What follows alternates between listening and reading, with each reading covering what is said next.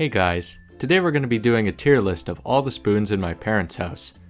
Now, we've got a pretty big selection, so pull up a chair, grab a nice healthy snack, and enjoy the show. Now, I'm just going to start this off with a claimer and say that everything I say here is fact. These are not just my opinions, these ratings have been confirmed by the World Conservatory of Spoon Wizards, and no one is allowed to contest them. Okay, so we're starting it off with this nice black plastic spoon.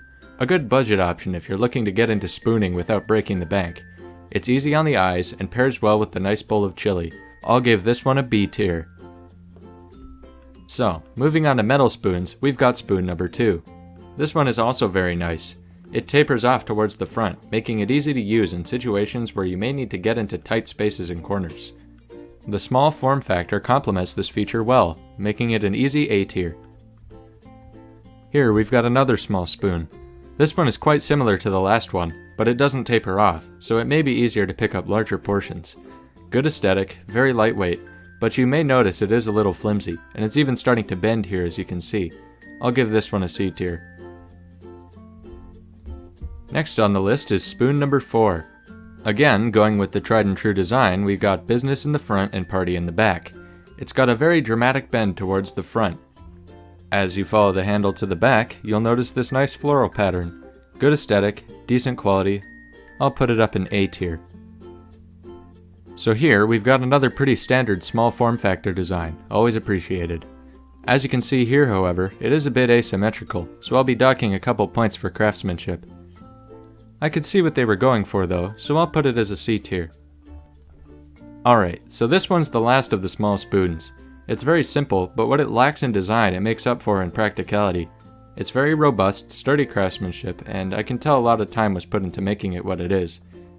It's got a very nice thick handle which dips in the middle to make it easier to grab. This one's an easy S tier. Okay, moving on to the bigger spoons. Here we've got what appears to be a larger version of spoon number 5. It's definitely better in terms of rigidity, but it still has a little flex. Better symmetry, good overall design, B tier. Here we've got our next large spoon.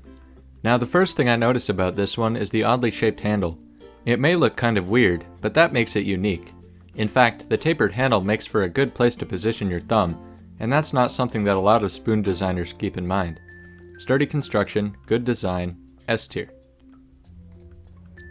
Now this one is quite the spectacle. The floral pattern is very prominent, which is something I really like to see new spoon manufacturers playing around with.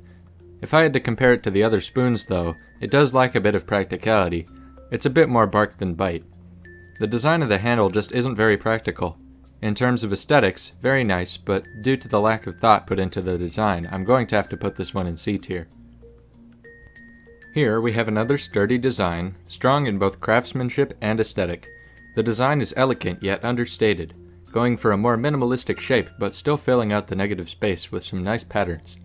Excellent design, superb craftsmanship, S tier. Alright, so we've made it to the last spoon on the list.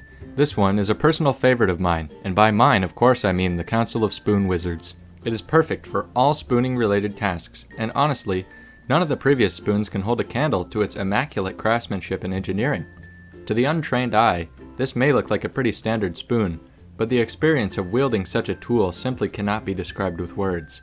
This one deserves a tier of its own. So that was my spoon tier list.